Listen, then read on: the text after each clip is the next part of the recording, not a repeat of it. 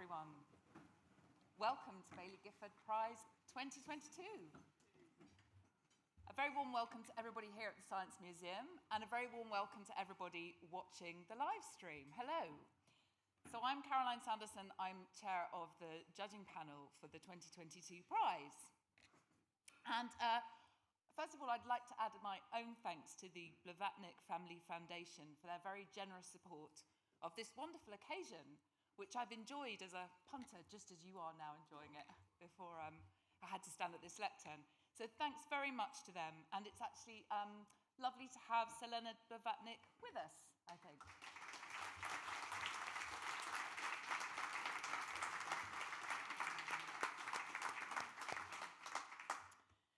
So what's going to happen now is my fellow judges and I are going to present to you our 2022 shortlist, book by book and judge by judge.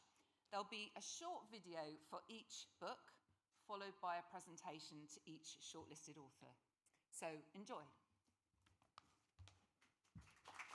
The British Empire was born from conflict, and coming to terms with its history is no different. To study it is to unlock memory's gate using the key of historical inquiry. But once inside, history's fortress is bewildering. Chimeras abound, spawned hundreds of years ago when Britain began its march toward amassing the largest empire the world has ever known. Unlike mythical fire-breathing monsters, however, the creatures inhabiting the annals of Britain's imperial past are not illusions. By the 19th century, they drew fresh breath from a potent ideology of liberal imperialism and from new forms in the British Empire's structures and practices. These monstrosities inflicted untold suffering, though with a deftness that obscured their corrosive effects in images real and imagined of imperial reform. The question is, how and why did these enigmatic creatures emerge, develop, and endure?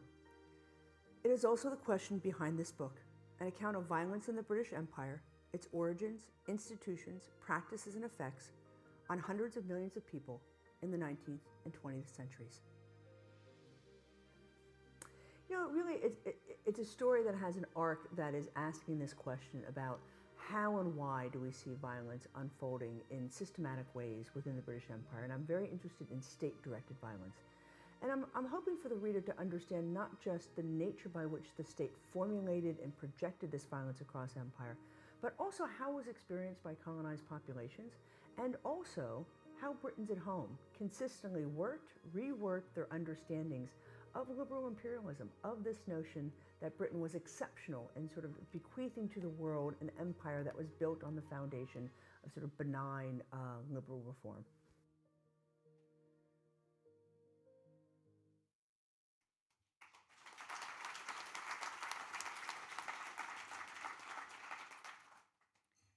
I'm not going to lie.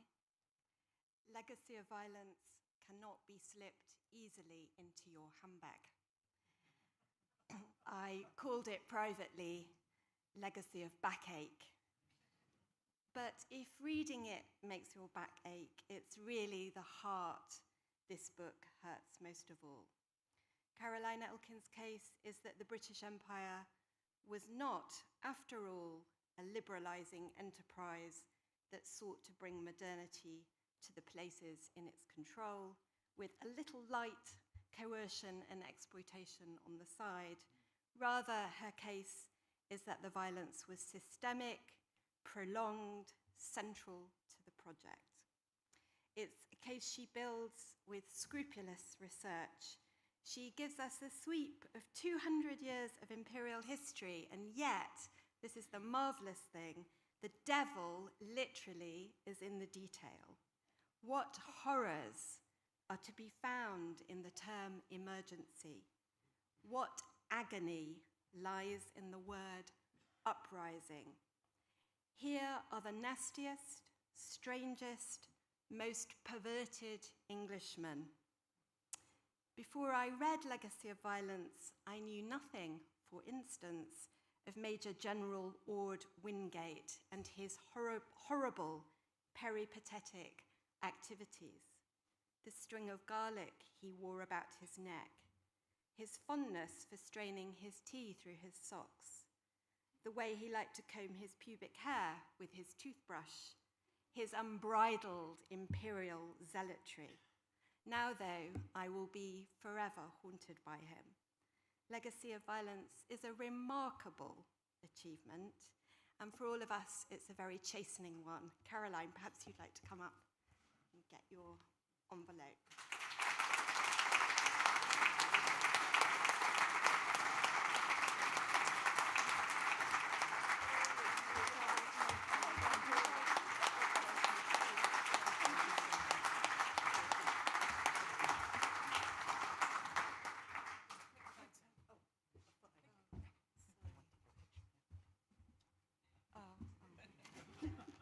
You're so tall. It's the heels. Thank It did not take long for him to realise what he had to do. If the Nazi plot to destroy the Jews relied on keeping the intended victims entirely ignorant of their fate, to ensure they were lambs, not scattered deer, then the first step towards thwarting that murderous ambition was to shatter the ignorance, to inform the Jews of the capital sentence that the Nazis had passed on them. It was the only way to stop the killing. Somebody had to escape and sound the alarm, issuing the warning that Auschwitz meant death.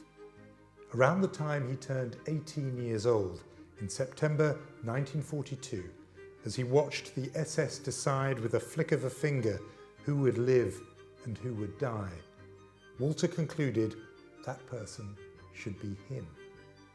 The book is the story of Rudolf Werber, who was in Auschwitz death camp for nearly 2 years, an unusually long period of time, a place where the life expectancy of Jews was measured in hours. He was there, he escaped, one of the very first Jews ever to do that, and he did it in order to warn the world. And what's incredible is that even as a teenage boy, he succeeded. He wrote a report that made its way to Winston Churchill, Franklin Roosevelt in Washington, and the Pope in Rome. And as a result of that report that he wrote, 200,000 lives were saved.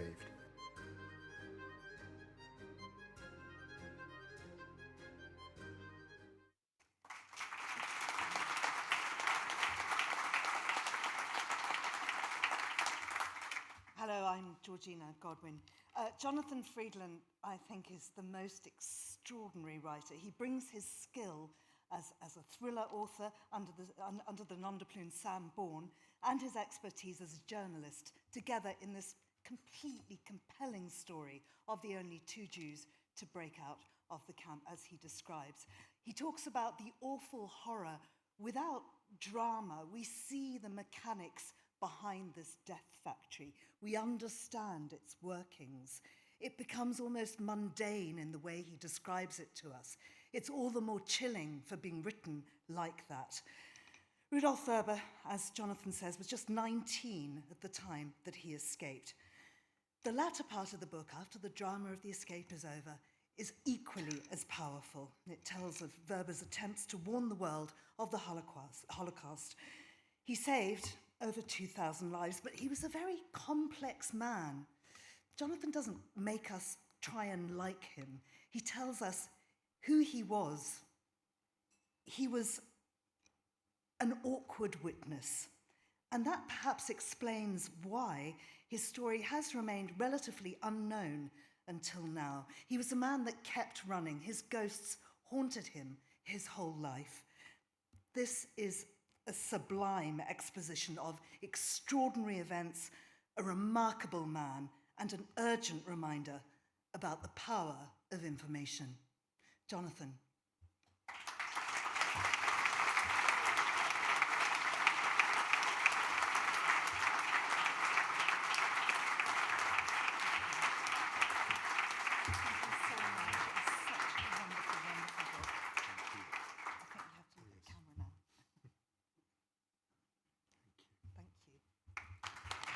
I wrote this book because I wanted to document the consequences of European migration policies from the point that Europe becomes undeniably ethically culpable when refugees are forcibly turned away. 70 years after the global refugee system began, we are locking people up for trying to seek safety. We force them out of sight and fortify systems that make it easy for us to forget about them. Some die in captivity, and others will be traumatized for life. Sources in Libya tell me all the ways they are treated like animals.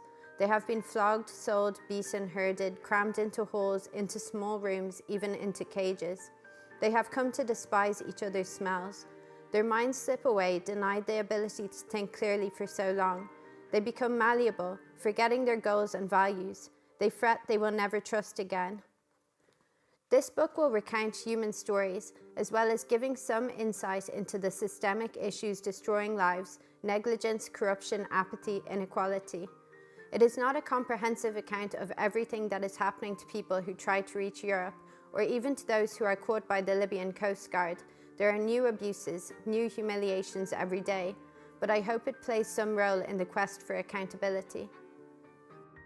What the book looks at most specifically is the deal that was done with Libya to basically have refugees and migrants intercepted on the central Mediterranean Sea, what the UN calls the deadliest migration route in the world. From my perspective, I'm a journalist. You know, my role, as I see it, is to gather the information, gather the evidence, and that's what I've been doing.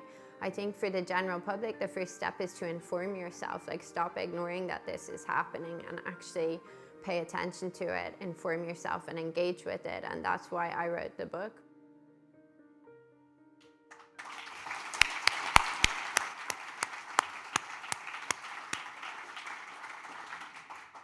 So this unforgettably entitled account of the horrific experiences of migrants hoping to cross to Europe from North Africa is an extraordinarily powerful work of reportage and an assertion, I think, of the vital role of investigative journalism in exposing the otherwise little attended to stories of our times. Sally Hayden, I admired so much. There was her sort of talk counterpoint between describing her own admirably tenacious investigations and the personal testimonies of migrants who've endured horrors that so urgently need to be exposed. And her book has a searing directness in the telling that forces the reader to confront such questions as why Europeans care so little when African children die in the Mediterranean Sea, or how much suffering a human being must endure before their stories command attention. And I was genuinely shocked to read in the author's note at the end of the book that one literary agent had suggested that Hayden needed to fictionalize what had happened to make it easier to follow, and another told her that her book had no killer narrative. Thank goodness she ignored their misplaced advice, and congratulations, Sally Hayden.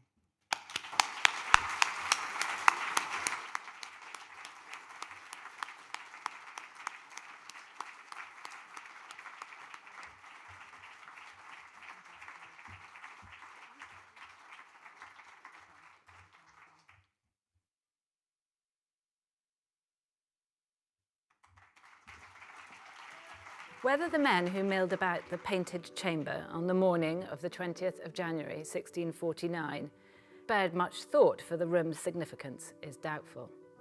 They had the future and not the medieval past in their sights. The discussion there was of the final arrangements for the trial of Charles I, which was to commence that afternoon. The tension was almost suffocating. Deliberations turned to prayer, earnest invoking of God's support for the momentous task that they had taken upon themselves.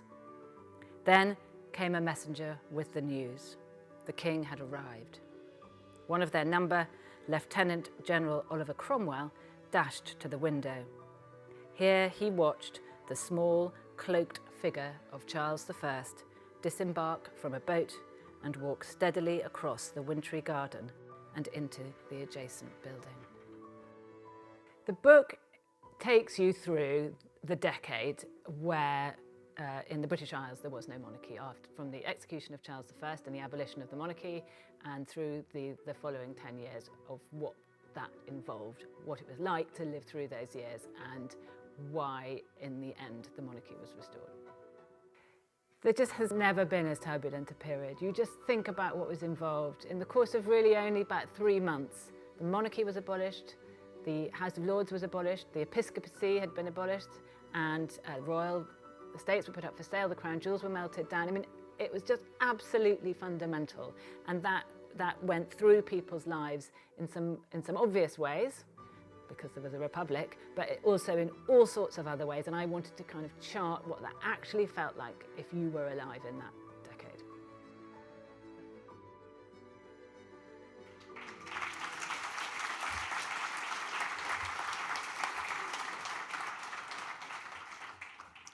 Hello, everyone. This is a wonderful book, examining that period in our history when our kingdom had no king. It's vivid, fascinating, and it's told in fresh, compelling prose. It also adds to our understanding of a time sandwiched between epochal events that have tended to capture our imagination more, from the violent wars of the 17th century and regicide to the Restoration. Those things are the slices of bread that envelop the jam of this butty. And what a sweet confection Anna Keay has penned.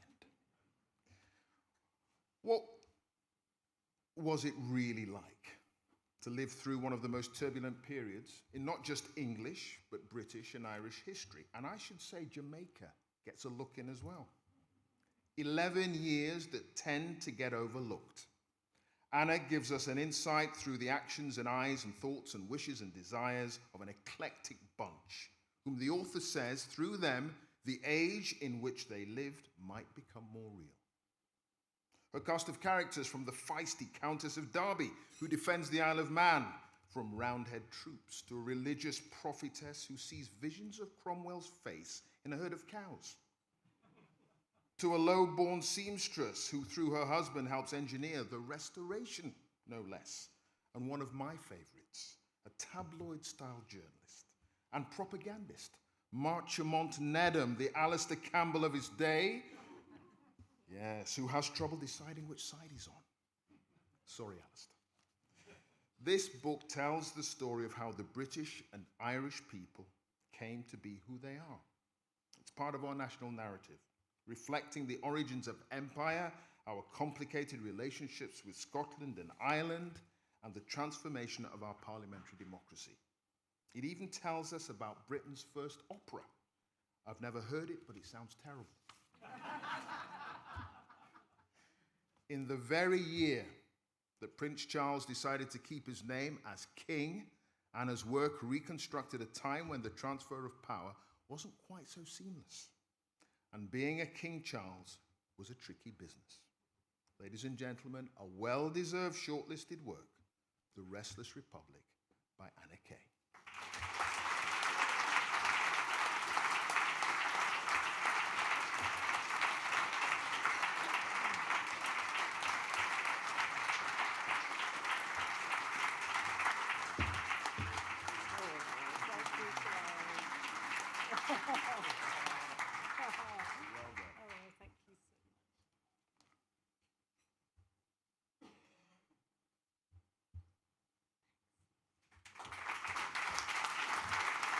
Some days, the doctor feels that she is suspended between the old world and an unfathomable future.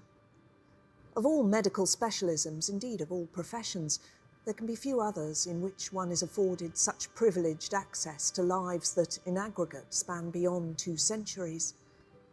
Her oldest patient's now frail heart began to beat in the aftermath of the First World War. Her youngest's, if you discount the numerous lives in utero, will likely do so well into the 22nd century. All those heartbeats, all that experience, all those stories, all that change.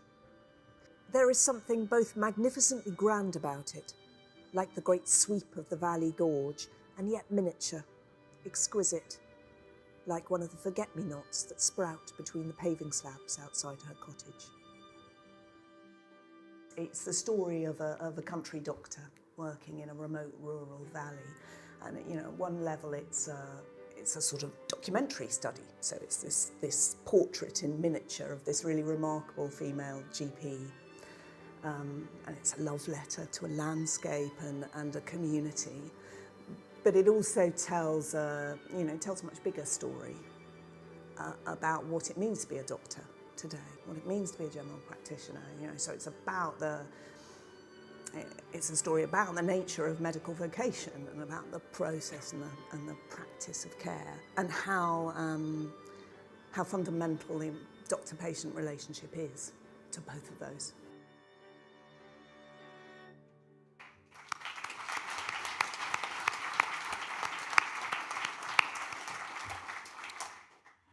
A Fortunate Woman is a very deceptive book. It could be described, as Polly just did, quite simply as a study of a country doctor's life. And in fact, if you look at how slim the book is, you could presume that it can't really contain very much more. It is the exact opposite of a door stopper. Doors would close easily upon it. But Polly Morland is a magician. In these pages, she examines the nature of community. She understands the importance of a long-serving doctor in that community. She pays quiet attention to the changes of season and of landscape around her. And she conducts a fine, profound conversation with an older book, John Berger's A Fortunate Man. I could go on all evening about the beauty of some of her sentences, which aroused in me that most moving of sentiments, envy.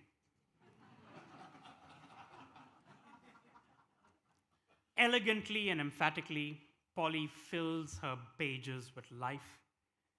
A Fortunate Woman is a deep, deep pleasure to read. Congratulations, Polly.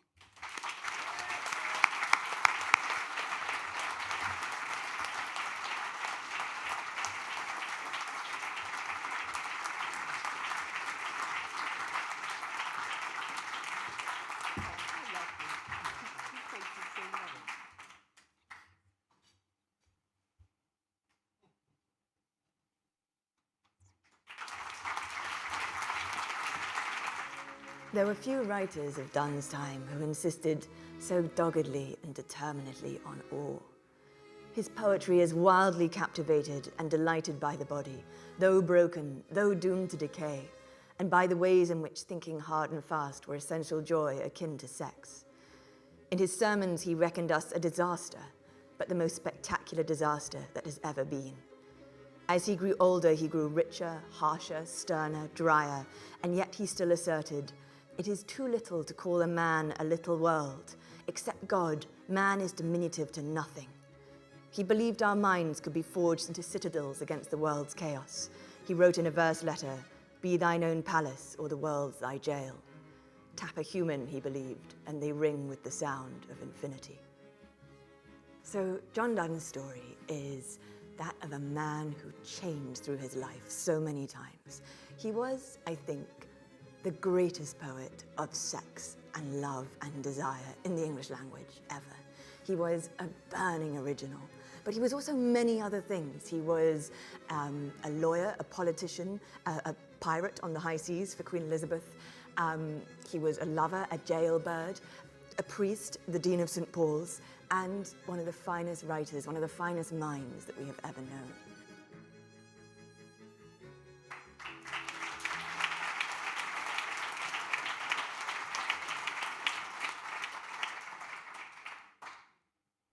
John Donne bucked the trend. He refused to compare his love to a perfect dove, as other celebrated poets of his age did, and instead insisted on the entanglement of love and sex, the fleshliness of desire. And I think that's what makes his poetry timeless and occasionally even startlingly modern. But he was also, as his biographer Catherine Rundell reminds us, very much a man of his time, a man whose poetry was nourished by the world he inhabited. And what a turbulent and tricky time it was. He danced a tightrope above the political intrigues of the Jacobean court. He dodged social death, actual death, death of love, and he did so by the sheer force of his imagination. Catherine captures all this wonderfully in her biography, Super Infinite, But I think what lifts her book above the rest in its genre of literary biography, but also more widely in non-fiction, and the reason I think my fellow judges and I didn't hesitate to put her on the shortlist, put it on the shortlist, is that she wears her scholarship so lightly. It's the beauty of her language that comes to the fore. Her prose literally dances across the page in a fitting tribute, I think, to the mercurial and playful and experimental subject she's treating. So John Donne was original, and so is Super Infinite. Catherine, would you like to come up?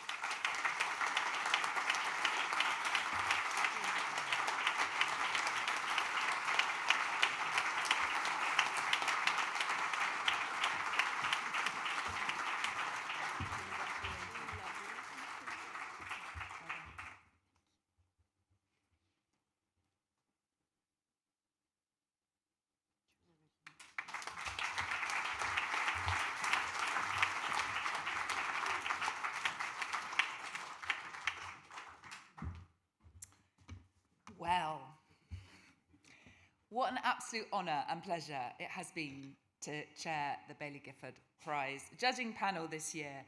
I've been doggedly championing non-fiction in the pages of the bookseller since the year 2000, every month. So this is a real career highlight that's built on having read a Laura books. To me, there's nothing that feels half so much worth doing as having conversations about books with expert fellow readers, whatever some might think of experts. And while our discussions were robust and challenging and made us all really test our opinions, they were always congenial. And what's more, we arrived at a consensus remarkably quickly, both with our shortlist and our winner. And I think this consensus tells you two things. One, you won't be hearing of any judging panel bust-ups this year. And two, there is real treasure in these books. I'd like to thank very much my fellow Baillie Gifford judges, Rachel Cook, Georgina Godwin, Clive Myrie, Laura Spinney, and Samantha Subramanian.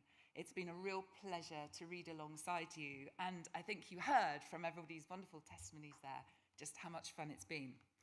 I'd also like to thank Baillie Gifford Prize director Toby Mundy for his wise counsel throughout the process.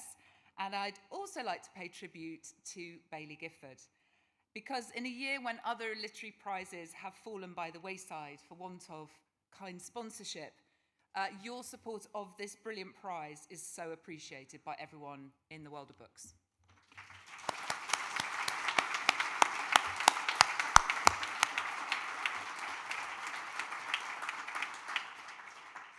So the first two criteria for the Baillie Gifford Prize specify originality and quality of writing.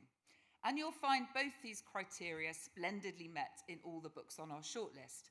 Whether you're reading about the life of a country GP, or the afterlife of a man who escaped the horrors of Auschwitz, or the life and work of an Elizabethan poet, or everyday lives in a nation no longer ruled by a king, or the obscene inequalities endured by 21st century migrants, or the violence inherent in the British Empire. The third criterion is impact on the reader. And something that my predecessor as chair of judges, Andrew Holgate, said at this very presentation last year when I was sitting over there, really stayed with me when he remarked that the books on the 2021 shortlist had a proper regard for the reader. And I think I knew straight away when I took on this role myself that I wanted to chair the prize judging in that spirit. There are many ways in which a non-fiction book can have an impact on a reader. But in this world when so many different channels vie for our attention, what I personally love most of all is when a book's writing woos you so carefully that within a few pages you know you absolutely have to carry on reading it, even if the subject is one that you never realised that you had an inkling of interest in. And that's surely the beauty of this and other book prizes, that rather than celebrating books that even algorithms could predict that you will love, they instead launch readers on unanticipated voyages of discovery. I think last year's winner, Empire of Pain, is a superlative example. Did I know I needed to read about the great opioid scandal in America? Within a few pages, I knew that was what I wanted, was for Patrick Radden Keefe to tell me more, much more about it, and he does so brilliantly. The primary audience for my previews in the bookseller is booksellers. So I'm quite conditioned to get excited when literary merit and sales potential come together. And this, I believe, is what can happen when a book has a proper regard for the reader. All 6 books on this year's shortlist display originality and are brilliantly well written. But I also believe that they have the potential to find many, many readers. So bravo, and congratulations again to all our fantastic 6 shortlisted authors. May the sales be with you.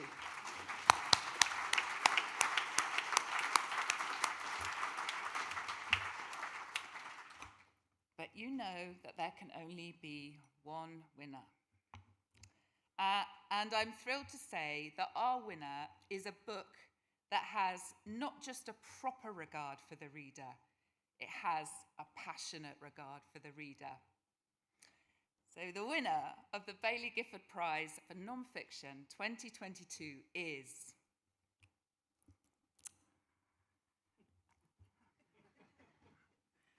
I knew I was going to fumble at this bit. The winner is Super Infinite, The Transformations of John Donne.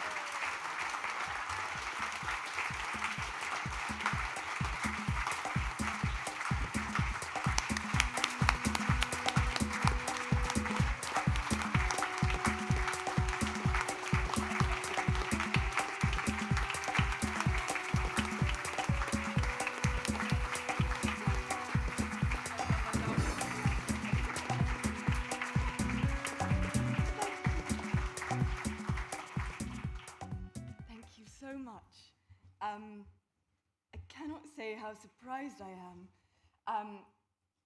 I've been drinking, very much assuming I wasn't going to win. I have very brief thanks.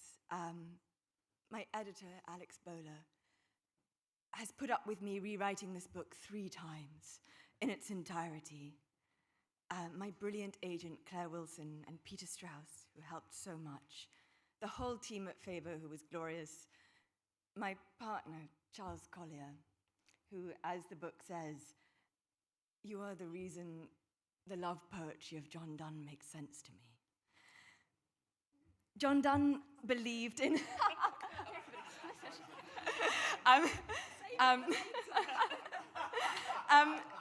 John Donne believed in the wild strangeness of the human imagination. He believed that we are infinitely unwieldy. He believed that we are a disaster, but also a joy. He also believed, he said, no man is an island. Every man's death diminishes me, for I am involved in mankind. I love that so much about him, this sense that we are interwoven and our meaning is drawn only from each other. And so I am so grateful for this. Quite wildly so. Part of me thinks I'm asleep. But in the fact that this prize comes with a colossal and wonderful amount of money, every great work, all of the books on the shortlist, they elevate us all. They are all a salute to mankind, and every injustice diminishes us. So I'll give half of the money to a charity pushing back against climate change, and another half to charities that work for refugees, because no man is an island. Thank you so much.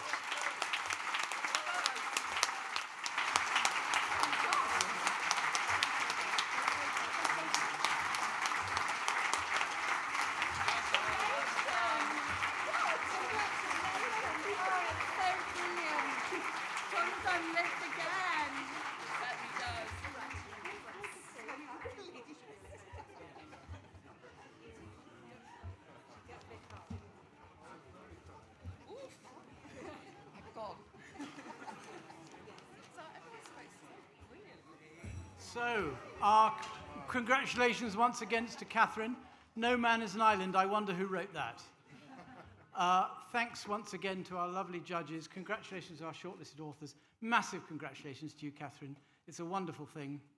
And our thanks once again to our sponsors, Baillie Gifford and Sir Leonard. And enjoy the rest of your evening, everybody. It's been a wonderful evening. Thank you.